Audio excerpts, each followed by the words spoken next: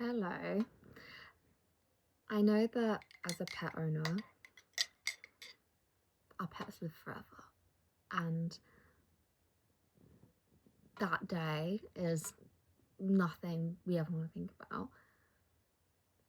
I want to tell you about my version of that day and why, because my relatives didn't know that this was a thing, and it made me feel so much better about her passing, and the whole process was just so beautiful. And my family were just like, why didn't we know about this for like the cat we had before?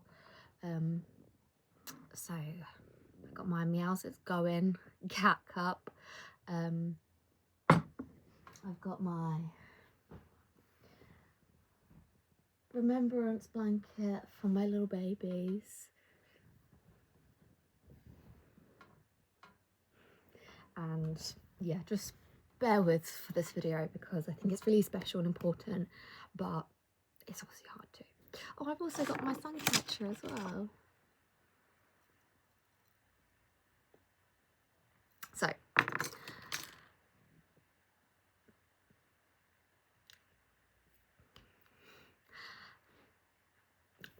my cat Tinky went to the vets. We took her. I'm a hypochondriac myself, so for her, oh my gosh, absolute hypochondriac. Like if it was, like I would get her checked out as much as possible, whatever. It got to a point where she needed a scan. Vets called me up when I was at work and they were like, it's not very good. And I was like, okay, what do you mean? And they were like, she's ready to come pick up, but there's this going on. She's 17.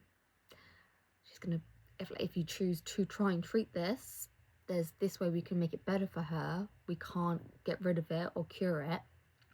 If you choose the way to make it better for her, she'll be in and out of the vets constantly, to like drain what it was. Considering her age and the fact that she's not been comfortable lately, like you said, it might be best to put her to sleep. Those words were so alien to me. It was such a cliche. So I work in a hospital, so like I had a personal call, so I went out to the corridor and took it. I heard this news, which for me, like, the worst thing I could hear. No, it wasn't the worst because she was still there at the time and I got to spend the day with her, but yeah. But anyway, so I heard this news. I fell to the floor, hysterically crying. Like, ran. My mum also works in the same hospital. Literally ran to the other side of the hospital, was bedwalked to the other side of the hospital to find my mum, to tell her, grabbed my stuff, went to go pick up my Tinky and spent the last day with her. And then my brother came down, because obviously we'd spent 17 and a half years with this little girl. Like, she's everything to us. And so Tinky, the cat we had previously, they were brother and sister, they're from the same litter, so they, losing him was really hard. But he was more like my mum's cat, whereas Tinky was more my cat and my brother's cat. But I knew that, like, I could stand my ground with Tinky more, that it was like I was Tinky's owner. And like my mum was getting ready to like book a vet appointment for the next day, and I said, I'm not taking her to the vets. And she had no idea. She was like, Jasmine, like, we can't just let her be in so much pain. Like, she was not herself, she really wasn't. She said, we can't just let her. And I was like, no, like, I want an at-home euthanasia. She was like, is that a thing? And I was like, yeah. And I literally just googled it. I knew my auntie had done it for, like, she had a big visualer. Sorry. She had a big visualer, and I knew that they had done it a couple of years prior, where he was on her lap being stroked as he went to sleep. And I was like, I can't take Tinky to the vets. Like, she hates it. Like, she would live on my bed, and that's pretty much it. Like, no. So I literally googled it. I asked my auntie who she used. She didn't get back to me, so I literally just googled at-home euthanasia for cats, or for pets, and I'll link everyone that I use below. I inquired 2 people. So this was after work hours, because we waited for my brother to come down from London before we had those conversations or anything, because we wanted a family, to make the decision. and so we contacted 2 people. They both came back to us. The service we ended up using was just the first one that got back to us over time, and that's what we booked. So I think it was booked for 5:15 the following day. Bear in mind, we contacted them like, you know, way less than 24 hours before the time that they were going to come to our house. They were based, you know, in like 2 or 3 towns across. We live in like a little village. It's quite hard to get to, sort of thing, especially during rush hour and that. But basically, it's a combined service where we basically just booked the time, paid the money, and they were like, okay, we'll see you then. I think they gave a brief overview over the phone, but none of us were in the right frame of, you know, headspace to listen to that or really want to hear any of it. So what happened was we waited for the time that was booked, and the vet came in, and she spoke to us. She was like, "This is Tinky, blah blah blah." We spoke about everything, so like she made sure that like it was the right thing to do. Like she could obviously see Tinky was in pain and stuff, which it feels really good, because obviously I know there are bad people out there, and I know people who have sort of just put like dogs down for no reason, in my opinion. And it's nice to know that the vet hopefully would have challenged if Tinky was well, and like Tinky was still like, well, I think she got a bit overwhelmed by the vet being there, so she got up, but she wasn't really getting up during that day.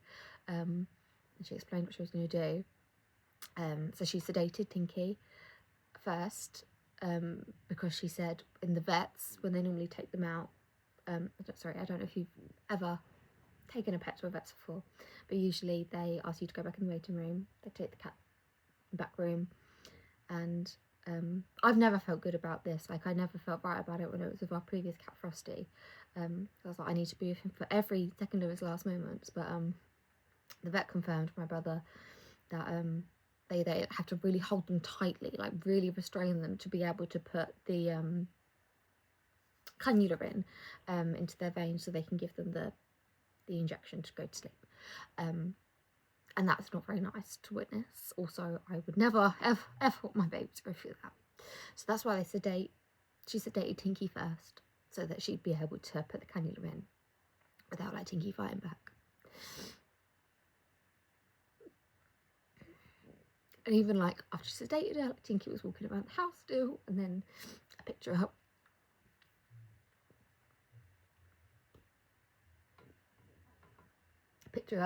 And I took her into the sitting room with the vet. This is a blanket. She's on a blanket. And I was like, can I hold her? And she was like, wait till I put the cannula in. And I was like, okay. So I put her on a blanket.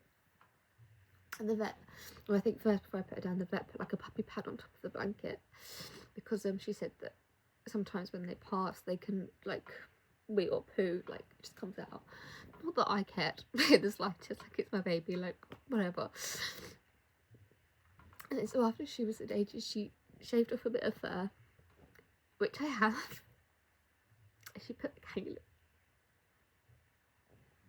Oh my god, this is the first time I spoke about it in this detail. I'm so sorry. This is to help you, but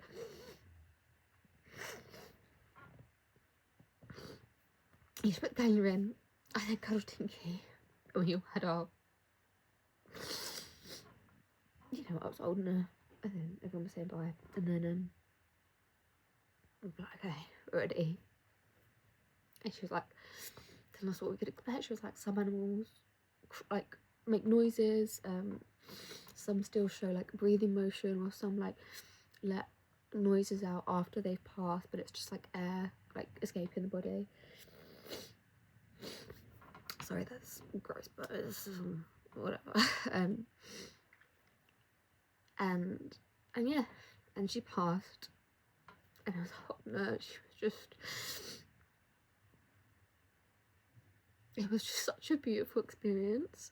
But anyways, so after the vet had done that, she like stayed with us for a couple of minutes. She checked Tinky's heartbeat stopped, and like I think she checked in more detail to how the vets did at the vet. Also this vet that came to our house, like she works in a clinic too, but she does home stop-offs as well, as part of the vet service. And then she said, okay, what's going to happen now is my colleague, I can see through the window, I can see her car, I'm gonna go out, let her know like that, you know, that yeah, there is a cat to collect, and wait a couple minutes because it's just happened, and then she'll come in and she'll take Tinky and she'll go to the crematorium. So that was a crematorium service, and my brother was just like saying how great that was because they're specialized services, but we didn't have to coordinate the timings, the payments, anything. We just booked one time, one payment, and they sorted it out themselves. Like the crematorium lady was waiting ready, and it was just so nice as well that like Tinky wasn't taken like super clinically. She was taken like humanely, like, you know, like a proper coroner sort of thing. Coroner the right word? I don't know. Blah. And I guess you sort of always expect the worst, and like we had our moments with Tinky, and then like it was sweet. She didn't even ring the doorbell. She like that on the door, but like gently, and it just felt like she was just so lovely.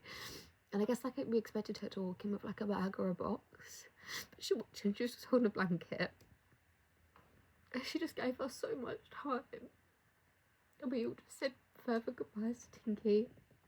She explained to us like she was going to take it to the crematorium straight away, like, and she would be cremated at like the earliest possible point. It could be the next morning because it was quite late, and then like we decided what it was so lovely. She didn't even write anything down, she just remembered it all. So like we wanted her to be cremated and her ashes to be put in a box very similar to what we had for Frosty, her brother, and she was just like, yeah, we've got something exactly like that, like I'll sort that out. She didn't like, it wasn't super formal like paperwork and stuff. She did give us a leaflet of like Tinky's journey, where she's gonna go and stuff. And when I was ready, I gave her a little nod. She obviously they're trained, like she knew exactly how to like lift her and stuff because obviously she went a bit limp.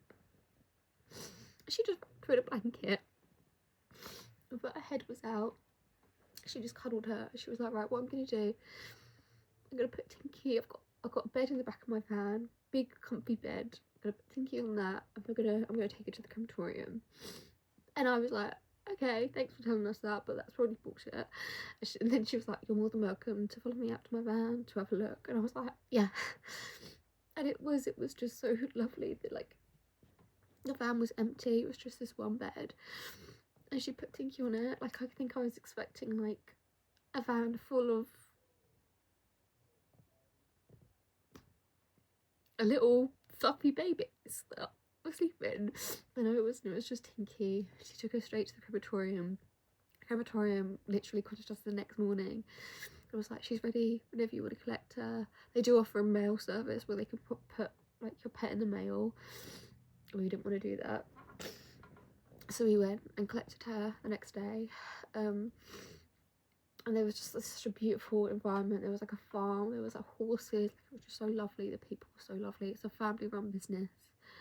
I think it literally cost like £200 more than like what going to the vets would cost, but for this beautiful service. Like we had an engraved heart with her name engraved on it as well, and in this ribbon there was a certificate of cremation, and it had the date on it and the time, and she was actually cremated the same night. So she wasn't, I think part of their like service is like they don't want the thought of like pets being like kept in a freezer. So you know, she was treated better than like humans when humans pass. They gave us a sorry for your loss card, like from that family to our family, which was so lovely, such a lovely touch. And I think some other like lovely bits as well as like Tinky in her box, and it just felt so nice to have her back. Like when we picked up the box, like it really felt like she was there, and that was lovely. And I think the whole grieving process has just been made so much better by knowing that, you know, Tinky was just at home. She was with me, and the lady who took her was so lovely, and she cuddled her in a little blanket. And then like when she was in the van, we all gave her kisses and stuff. And we were like, okay. And you know, like I would have paid I would have given anything. Like I said, Tinky was my baby. Like, I don't have human children. I don't have any other pets that are mine. I live with my parents still. Like, I don't have anything to be responsible for. Tinky was my world. Is my world. So I would have given everything for that experience. But it was only £200 more than like what the standard vet costs, so I could not. It was an infallible service, and so grateful for it. And I just think, yeah, like when my family kept saying like, I wish we knew about this for Frosty, and Frosty passed away, and it's like I just thought everyone knew about this, or would just, I don't know, like would just think of, I don't know, like, and that's why I really wanted to make this video, to like show you that like this amazing service is there, and it's possible, and it makes the whole grief so much easier. As easy as it could be. But yeah, like, it just, she was at home, that she didn't have to go anywhere, and yeah, and the cremation service was just absolutely amazing. Like, they just seemed like such lovely people. Like the lady that picked her up, like, Tinky didn't really like anyone, and I wouldn't have really trusted anyone with Tinky either, but the lady that come picked her up, like, I would trust her to like just come to house sit with Tinky while she was alive, you know, like she was just so loving and caring and trustworthy, and I really believed everything she was saying. And the fact that she literally just walked in our house with a blanket just showed a lot, and she was so understanding, and like like I think she was, at one point I think my mum and my brother were like, okay, like, we're ready, and I was like moving her, and she was like trying to then get ready to like wrap her up, and then I was like, oh, I'm just gonna kiss her, and she was like, oh, mate, that's fine, like, sorry, and then she just gave me so much more time with her, and yeah, absolutely amazing service, and they really care, obviously, and yeah, I just need you to know that for your pets, the service is available, and you know, if you're not from my area, from a fully different continent, but I really hope that these services are available everywhere. I'm sure they are, and if you're thinking of setting up a service like this, please do, because oh my gosh, it's amazing. But yeah, I'm so proud of you. But yeah, our pets live forever. Your pet's gonna live forever. This is just an in case thing to let other pet owners that you know. But your pet's gonna live forever. We have no told you lately. No one's told you lately. I'm so proud of you. I love you so much, and I'll see you in the next video.